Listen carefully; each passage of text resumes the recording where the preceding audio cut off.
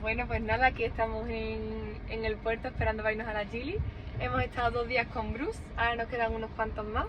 Y nada, la verdad que, bueno, di tú algo, estamos muy contentos. Nos está llevando a muchos sitios, nos está haciendo fotitos. El pobre se está dejando la vida y las rodillas por sobrevivir en los sitios que le metemos. Y nada, la verdad que súper bien, súper agradable, como todos por aquí, súper contentos. Así que nada. Okay, thank you.